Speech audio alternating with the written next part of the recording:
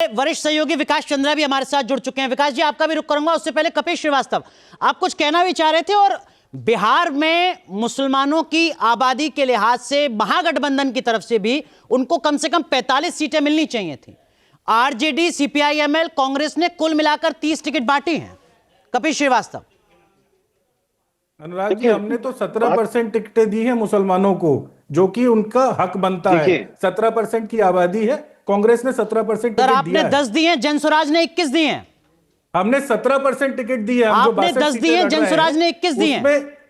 अनुराग आपके भाई, पूरे महागठबंधन ने लड़ रहे हैं, आपके पूरे महागठबंधन ने 30 दिए हैं। रेशियो है, हमने 17.7%, उसी 17.7% के हिसाब से 243 सीटों में कितनी सीटें मिलनी चाहिए थी मुसलमानों को, आप बता दीजिए महागठबंधन में कैलकुलेट करके। देखिए, मैं आ जाऊंगा आपके पास। मैं तो कपिल श्रीवास्तव की जिम्मेदारी लेके ठीक है नीरज, अरे ऐसे कैसे बच सकते हैं सर?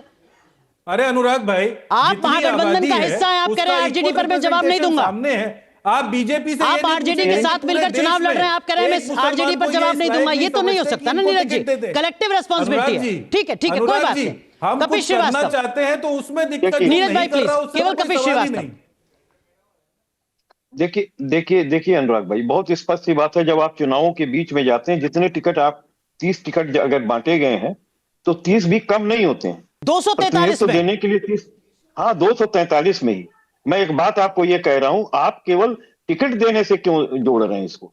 जो विभिन्न उनकी जो हमारे कार्य में जो सुरक्षा वो महसूस करते हैं, जो उनको प्राप्त होती है, जो विभेदीकरण उनके साथ नहीं होता है, जो दोयम दर्जे का उनको नागरिक नहीं समझा जाता है, क्या ये चीज जो उनको पावर्ड करने के लिए हम नीतियां बनाते हैं, ये मुख्य होती है। और अगर यही बात बीजेपी कहे कि साहब आप टिकट देने के चक्कर में हमसे सवाल क्यों पूछते हैं, हमारी नीतियां देखिए। अभी बीजेपी के प्रवक्ता डॉक्टर रामसागर सिंह साहब कह रहे थे कि आयुष्मान का जो पहला कार्ड था वो तो मुसलमान को ही मिला था, फिर आप बीजेपी से ये सवाल क्यों पूछते हैं कि आपने कितने मुस्लिमों को टिकट दिया? ये तर्क तो नहीं हो सकता ना। अनुराग भाई, तर्क इस चीज का है कि जब आप एक भी मंत्री ना दे रहे हो, जब आप एक सांसदी का टिकट ना दे रहे हो, जब आप एक विधायकी का टिकट ना दे रहे हो, तो आप पे प्रश्न तो खड़ा हुआ कि सबका साथ, सबका विकास। वो तो कह रहे हैं कि जेडीयू ने 4 लोगों को टिकट दिया है, महागठ एनडीए से 4 उम्मीदवार हैं। ठीक है, हमारे 2 सहयोगी हमारे साथ जुड़ चुके हैं। वरिष्ठ सहयोगी विकास चंद्रा जी हमारे साथ हैं और हमारे साथ हमारे एक और सहयोगी उत्कर्ष जुड़ चुके हैं। विकास चंद्रा जी, हम सीमांचल की बात कर रहे हैं। सीमांचल में जब भारतीय जनता पार्टी प्रचार करती है तो घुसपैठियों का जिक्र करती है, तुष्टीकरण का आरोप लगता है। ये सीमांचल की सियासी मजबूरी है क्या?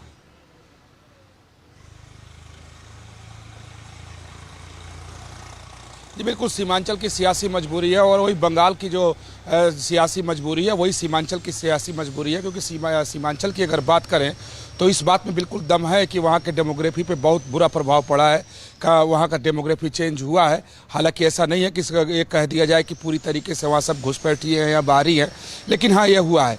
तो जिस तरीके की राजनीति सीमांचल में देखी जाती है, उस तरह की राजनीति आप आ जाएँ तो न सारण में चलेगी, न चंपारण में चलेगी, न दक्षिण बिहार में चल पाएगा, न मगध में चल पाएगा। तो उसकी तासीर ही बिल्कुल अलग है। इसी वजह से बीजेपी मुखर होकर के हिंदू मुस्लिम लाइन पर उसको लेकर जाती है। और दूसरी पार्टियां जो सेकुलर अपने आप को कहती हैं, उन लोगों के पॉलिटिक्स को भी अगर आप वहां देख लें तो वो लगता नहीं है कि वो बीजेपी से बहुत ज़्यादा अलग वहाँ दिखाई देती हैं। क्योंकि वो लोग मुस्लिम का माला जपते हैं, बीजेपी जो है हिंदू मुस्लिम का माला जपती है। तो दोनों लोग एक ही तरीके, एक मुस्लिम की राजनीति की ओर लोग जाते हैं, एक हिंदू की बात वहाँ पर करते हैं। तो वहाँ की राजनीति हिंदू मुस्लिम के पार्ट में फंस कर रह जाती है और यही वजह है कि एमआईएम उधर बाजी मार लेता है। ठीक है उत्कर्ष, और क्या वाकई पूरे सीमांचल के इलाके में घुसपैठिया एक बहुत बड़ा मुद्दा, बहुत बड़ी चुनौती है? देखिए अनुराग, अगर सीधे तौर पर कहा जाए तो ये जो घुसपैठियों की बात की जाती है, ये जानबूझकर बीजेपी की एक स्ट्रैटेजी होती है। देखिए सीमांचल का इलाका जो है वो बीजेपी का गढ़ नहीं माना जाता। एक वक्त ऐसा रहा जब पप्पू यादव और आरजेडी कांग्रेस का एक गढ़ रहा, लेकिन बाद में एआईएमआईएम ने उसे पूरी तरीके से तोड़ दिया। हालांकि कोशिश पिछले विधानसभा में जरूर आरजेडी की रही थी कि उस गढ़ को तोड़ा जाए, लेकिन एआईएमआईएम ने उसे अपनी तरफ कर लिया था। हालांकि सीमांचल की स्थिति को देखा जाए तो सबसे पहले ये गूंज वहीं से उठी थी कि जो वोटर लिस्ट समीकरण था, तो एसआईआर का जब जिक्र हुआ था तो ये बताया गया कि वहां पर सबसे ज्यादा जो नागरिकता को लेकर परेशानी हो रही है, लोग अपने पहचान पत्र जो है वो बनाते जा रहे हैं। तो कहीं ना कहीं एक हिंदू मुस्लिम का जो फैक्टर जो है वो नजर जरूर आता है। लेकिन सबसे बड़ी बात जो है इन दोनों के बीच बाजी जो है वो सही कहा कि जो एआईएमआईएम है वही मारता हुआ नजर आ रहा है। ठीक है, वक्त एक छोटे से ब्रेक का है, एक छोटा सा ब्रेक ले रहे हैं, तुरंत चर्चा को आगे बढ़ाएंगे छोटे से ब्रेक के बाद।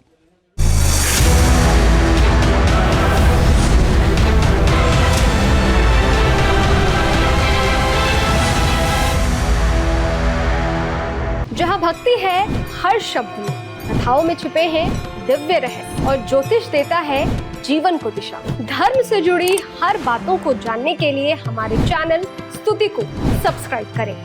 चैनल पर जाने के लिए इस लिंक पर क्लिक करें।